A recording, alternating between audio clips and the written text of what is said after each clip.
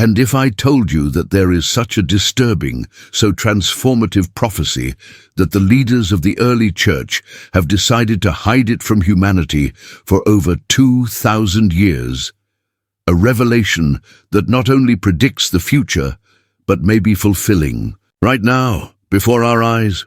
Have you ever wondered why the Book of Enoch, mentioned in the canonical Bible itself, was deliberately excluded from the scriptures we know? Why was a book that profoundly influenced Judaism and primitive Christianity considered too dangerous to remain within the reach of the people? The answer is in a specific prophecy, a vision that Enoch received about the return of something humanity believed to be forever banned from earth. And the most impressive, this prophecy names such precise, so specific signs that when you know them, you will immediately recognize that they are happening around us right now. Enoch was not an ordinary man. The scriptures tell us something extraordinary about him. Enoch walked with God, and it was no longer because God took him to him. Genesis 5:24. He was the only human being, besides Elijah, who never experienced death. God snatched him directly to heaven. But why? What made Enoch so special?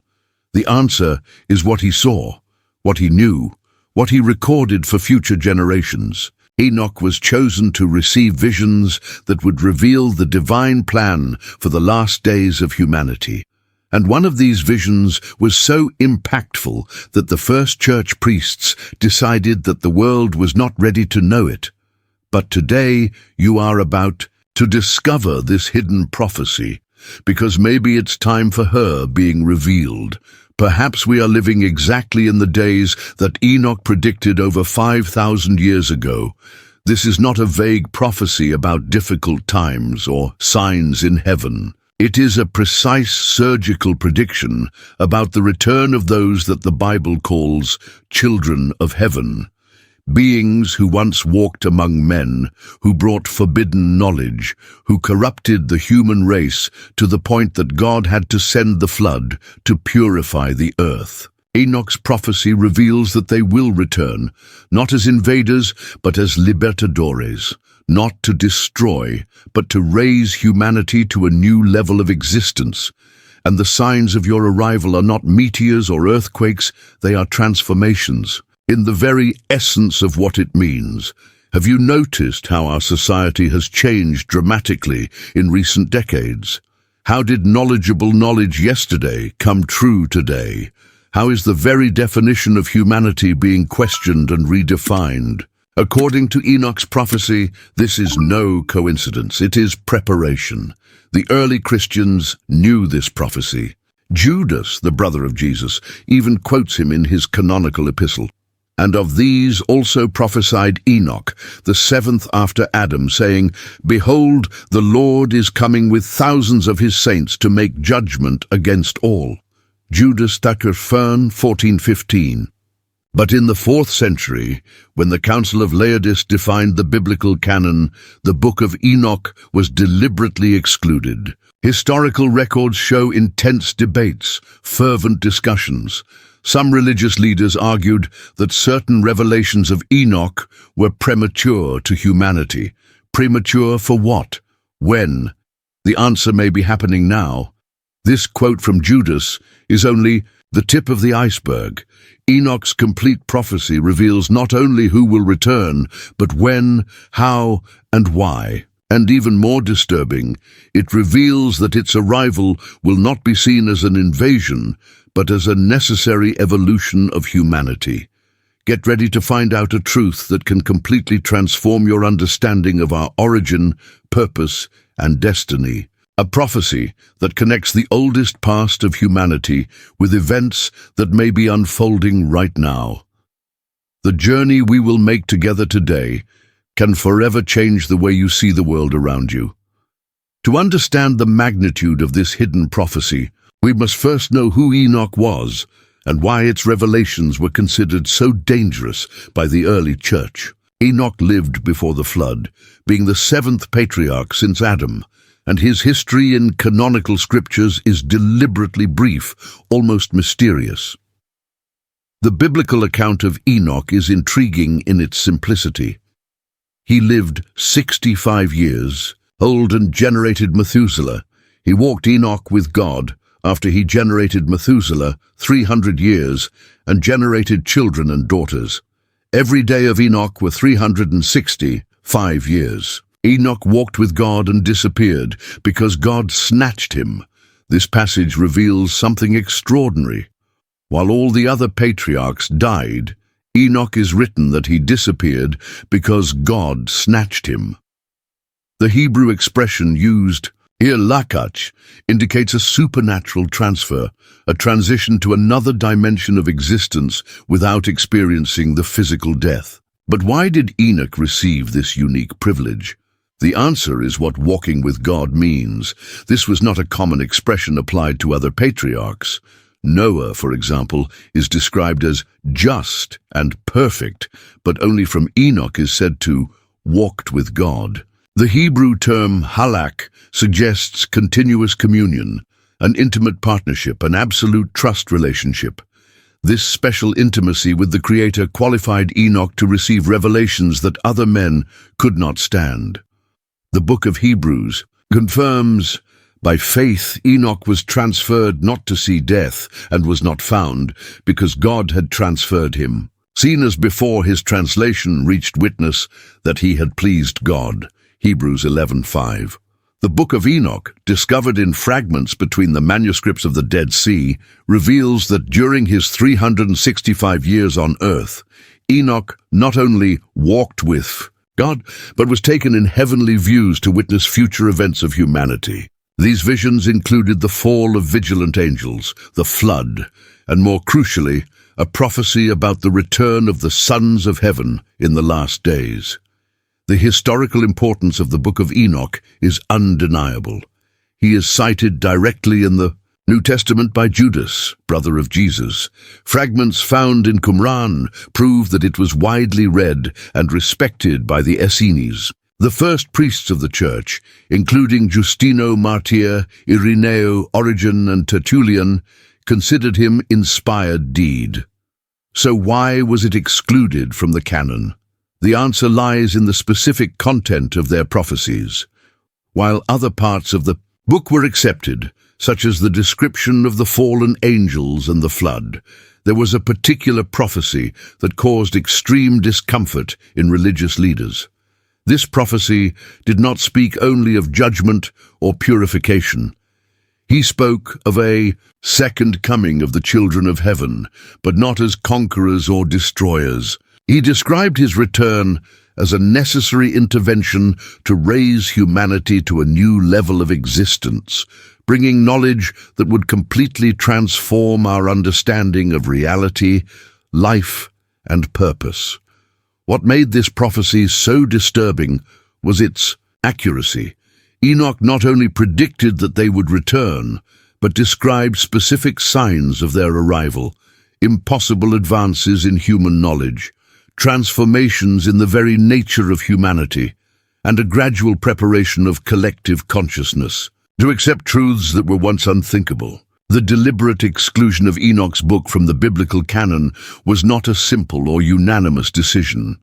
The historical records of the 4th century reveal intense debates among the church leaders of which texts should be preserved for future generations.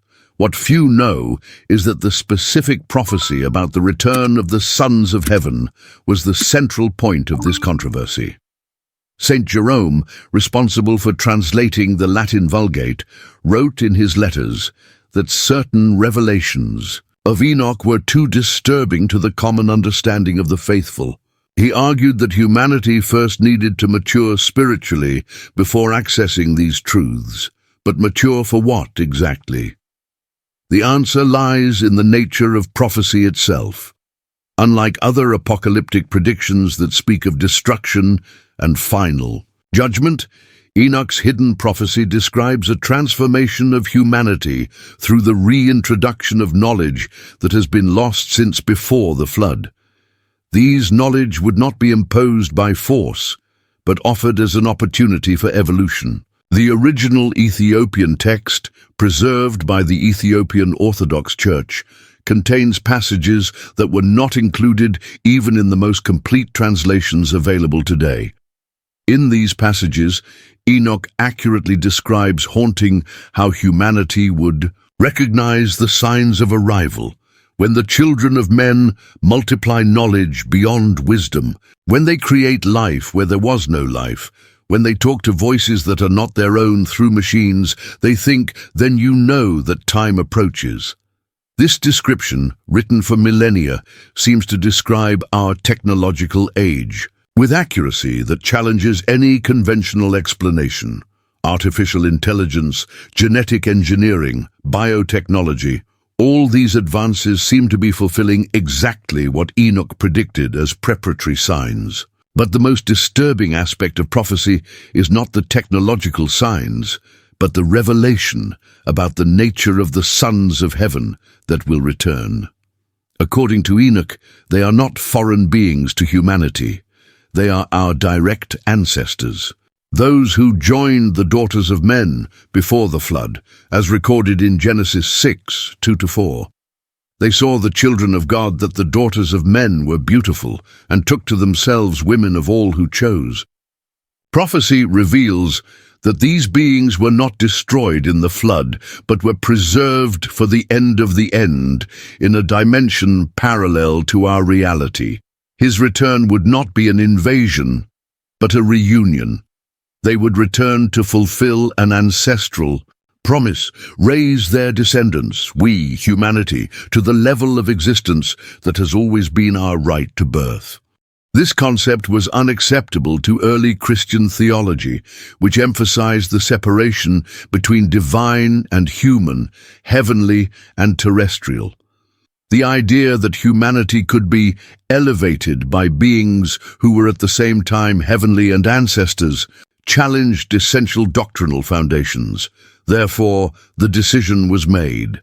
This specific prophecy would be preserved only in very restricted circles, while the general public would have access only to the safe parts of the legacy of Enoch. Humanity should wait until it is ready to receive this revelation. But according to prophecy itself, this time of preparation would have an end. There would be unequivocal signs that the era of concealment was coming to an end, and that humanity would finally be ready to know its true origin and destiny. The question that confronts us today is, are these signs already manifesting itself around us? Enoch's hidden prophecy contains such specific details about the return of the sons of heaven that, when analyzed in the light of current events, reveal a disturbing pattern of compliance. This is not a vague prediction about difficult times, but a precise description of how humanity would be prepared to receive its heavenly ancestors. According to the preserved fragments, Enoch describes 3 distinct phases of this preparation. The first phase would be marked by multiplication of knowledge without wisdom, a period where humanity would develop revolutionary technologies but without completely understanding its implications. Recognize this period. We live in an era where we create artificial intelligence without understanding awareness, manipulate genes without fully understanding life, and connecting the whole world without knowing how it will transform our fundamental nature. The second phase, according to Enoch, would be characterized by the dissolution of boundaries between the possible and the impossible. Prophecy describes a time when the children of men will create images that speak, voices that have no body, and knowledge that multiplies without teachers. This description, written millennia before the internet, artificial intelligence and virtual reality, is astonishingly accurate. But it is the third phase that reveals the true purpose of this preparation. Enoch predicted that a moment would come when the children of men will question their own nature, seek to transcend their physical boundaries, and wish to become more than humans. This phase would be the definitive sign that humanity was ready to reunite with its heavenly ancestors. Look around us. The transhumanist movement, the search for immortality through technology, experiments with genetic improvement, the integration between human mind and artificial intelligence. Isn't these exactly the signs that Enoch described as preparation for the return of the sons of heaven? But here is the most intriguing aspect of prophecy. It reveals that this return would not be immediately recognized as such. The children of heaven would not come down in spaceships or appear in mystical views. They would manifest themselves through advances in humanity itself, knowledge that would seem to come from our own development, but in fact they would be aroused memories of our ancestral heritage. Some scholars of the apocryphal texts believe we are already experiencing this process. Dr. Michael Heiser, an expert in ancient languages and biblical literature, argues that many unexplainable jumps in our technological development can be evidence of this subtle influence. How to explain, for example, that in just 70 years have we spent wagons to space travel? What in 30 years have we created a global instant communication network? What in 10 years have we developed artificial intelligence that rivals human abilities? Enoch's prophecy suggests that these advances are not coincidences or mere fruits of the natural evolution of human knowledge. These are signs that our heavenly ancestors are preparing our return to the original condition of humanity, a condition that was lost after the flood, when access to the knowledge of the sons of heaven was deliberately cut. Other translations reveal even more specific details. Enoch describes that the return would be preceded by a period where many will seek life beyond death through machines and will try to create life with their own image. Cryogenia, artificial intelligence, cloning. Aren't these exactly the projects that occupy our greatest laboratories today? The most disturbing aspect of Enoch's prophecy is not only in the signs he described, but in revelation about what would happen when the sons of heaven finally manifest openly. According to the preserved texts, they would not come as conquerors or saviors in the traditional sense, but as restorers of the lost memory of humanity. This is a crucial distinction that explains why prophecy was considered so dangerous. Enoch revealed that the knowledge that would be brought would not be new, would be old, knowledge that humanity had before the flood, but were deliberately erased to force a beginning of human civilization at a more primitive level. Prophecy describes this pre-diluvian period as an era of marriage between heaven and earth, where heavenly beings freely shared their knowledge with humanity. It was a time of extraordinary technological and spiritual advances, but it also led to the corruption mentioned in Genesis 6. The flood was not just a judgment, it was a cosmic reset to allow humanity to first develop its moral nature before receiving access to heavenly knowledge. According to Enoch, it would arrive for a while when this quarantine of knowledge would come to an end. The children of heaven would return when humanity proved to be ready to respond responsibly with powers that once led to corruption. But how would they recognize this readiness? The answer is in the current technological advances themselves. Prophecy suggests that when humanity began to rediscover this knowledge on its own, albeit primitively, it would be the sign that it was ready to receive the full version. Our achievements in genetics, artificial intelligence, quantum physics, and neuroscience would not only be human discoveries, but echoes of ancestral wisdom that is awakening in our collective consciousness. Dr. Zecharia Sitchin, before his death, argued that many of our recent scientific advances are actually rediscovered technologies that existed in antiquity. Although their interpretations are controversial, some independent scholars have found intriguing parallel between descriptions in old texts and our current technological developments. Enoch's prophecy goes further, suggesting that this process of rediscovery would accelerate exponentially as we approach the moment of return. He described that there would be a period where knowledge would multiply like never before, and the children of men would understand in a generation which took millennia to be forgotten. Isn't that exactly what we are living? The pace of our technological evolution is not following a linear but exponential progression. Concepts that were science fiction for 20 years are reality today. Discoveries that should take decades to be implemented are being applied in years. But perhaps the most unsettling aspect of prophecy is its revelation about how the return would be received. Enoch predicted that humanity would be divided into two reactions. Some would immediately recognize their heavenly ancestors and receive them as libertadores, while others would see them as a threat to the established order and resist. The transformation offered. This division would not be based on traditional religious or cultural lines, but on something more fundamental, the individual disposition to accept that humanity is more than it has always believed to be. Those who were attached to limited concepts about human nature would reject the opportunity for evolution, while those open to transcendence would embrace their heavenly heritage. Prophecy suggests that we are quickly approaching this moment of collective choice. If Enoch's prophecy is fulfilling itself before our eyes, it raises deep questions about our individual and collective spiritual journey. Does God also leave puzzles and signs in our personal lives for a specific reason? Is our search for transcendence and meaning, in fact, an ancestral memory awakening in our soul? The revelation that we may be living in the days predicted by Enoch should not cause us fear, but a deep reflection on our purpose and identity.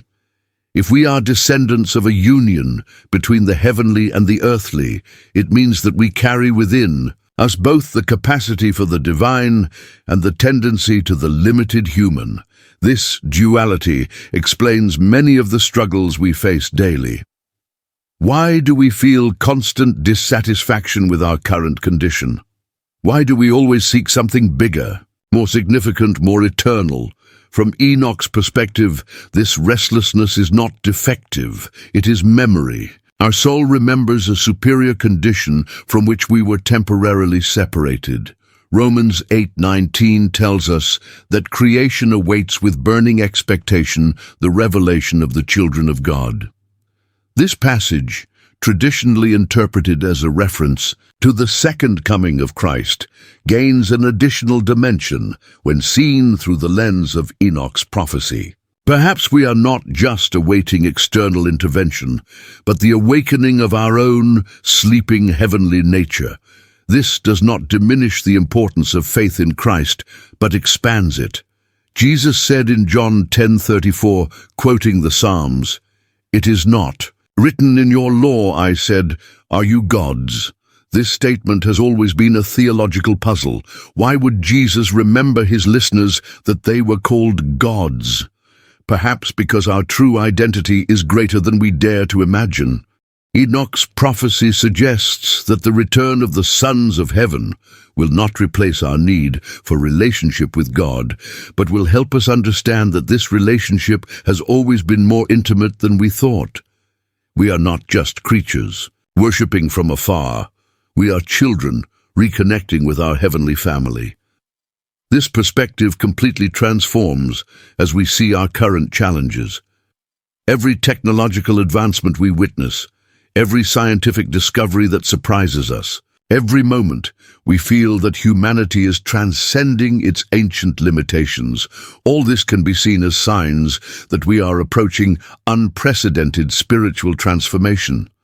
But with this conscience comes responsibility.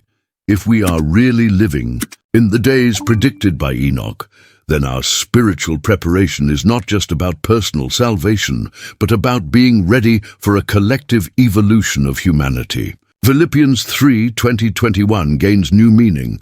Our homeland is in heaven, where we await the Savior, the Lord Jesus Christ, who will transform our body of humiliation, shaping it to his body of glory.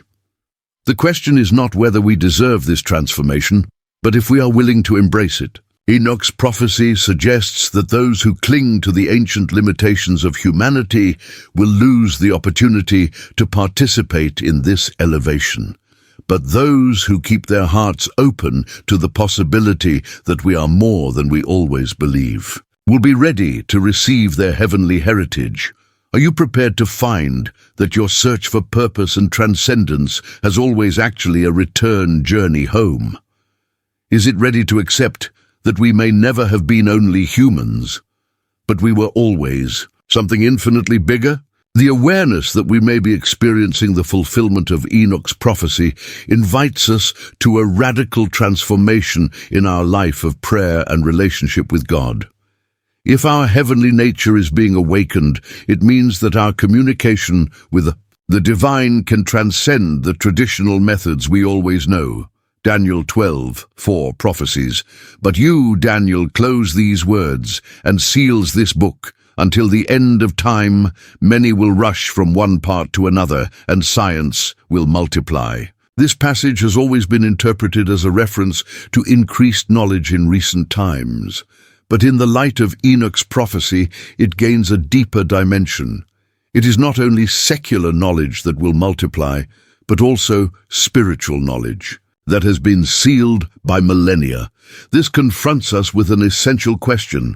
Are we prepared to receive revelations that can challenge spiritual concepts that we considered absolute? Enoch's prophecy suggests that part of the preparation for the return of the children of heaven involves expanding our understanding of the nature of God, spirituality, and our own divine potential. Jesus said in John 16:12, "I still have much to say you, but you cannot bear it now." Perhaps we are finally coming to the moment we can endure truths that humanity was not ready to receive 2,000 years ago. This does not contradict the scriptures, but completes them in a way that we never imagined possible. Prayer in this context becomes not only petition or worship, but a process of attunement with spiritual frequencies that are becoming more affordable. Many Christians report deeper prayer experiences recently, more vivid prophetic dreams, and a growing feeling that something extraordinary is about to happen. Is it coincidence or signs that our spiritual sensitivity is being high? Ephesians 3:20 reminds us that God is powerful to do everything much more abundantly beyond what we ask or think, according to the power we operate in us. If this power is being amplified in preparation for our transformation, then our expectations about what is possible in our spiritual life need to be drastically expanded. But this expansion comes with challenges. Enoch's prophecy warns that not all will be willing to accept the magnitude of this transformation. Some will prefer to remain in family spiritual concepts, even if limited, to embrace truths that challenge their theological comfort zone.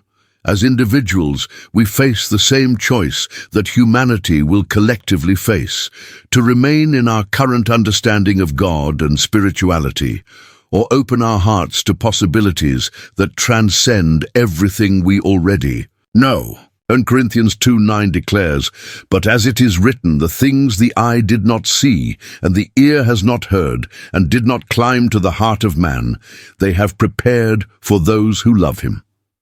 If Enoch's prophecy is fulfilling itself, then we are about to witness and participate in these things that the eye has not seen in a literal and transformative way. The question that echoes in our hearts is not if we are worthy of this revelation, but if we are brave enough to receive it. Is our faith strong enough to accept that God can be even greater, more surprising and more intimate than we have ever dared to imagine? Are we prepared to discover that our spiritual journey has always been, in fact, a journey back home, for a house that is more glorious than any human concept in heaven? We have reached the end of a journey that may have completely transformed its perspective on the times we live in. Enoch's hidden prophecy is not just a historical curiosity or a theological mystery. It is a key to understanding our time and destiny as humanity. If you have gotten here, it is because something in your heart recognizes that these revelations touch in a deep truth. Perhaps you always have felt that there is more in human existence than we were taught. Perhaps you have realized that the extraordinary advances of our age are not coincidences, but signs of something much closer. Enoch's prophecy reveals that we are not passive spectators of history, but active participants of a cosmic plan that began before the flood and is approaching its fulfillment in our day. The children of heaven who once walked among our ancestors are returning, not as invaders, but as a family coming to take us back to our true home. This revelation should not generate fear, but hope. No anxiety, but expectation, because it means that our search for transcendence, our dissatisfaction with human limitations, our thirst for knowledge and meaning have always been echoes of an ancestral memory calling us home. The signs are around us, knowledge exponentially multiplying technologies that transcend what we considered possible, and a growing awareness that humanity is on the verge of unprecedented transformation. According to Enoch, these are not casual developments, but preparations for the greatest reunion in history. The question left is, are you ready for this transformation?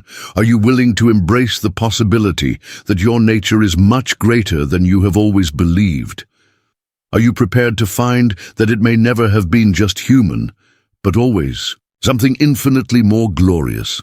If this video has awakened something in your heart, if you recognize in the signs of our times the greetings of Enoch's prophecy, then enjoy this video so that more people can access this transformative revelation. Share in the comments, which of the mentioned signs most caught your attention? Do you also feel that we are living in unique times in the history of humanity? Remember, knowledge without action is just information, but applied knowledge with faith and courage can transform not only your life, but your eternal destiny.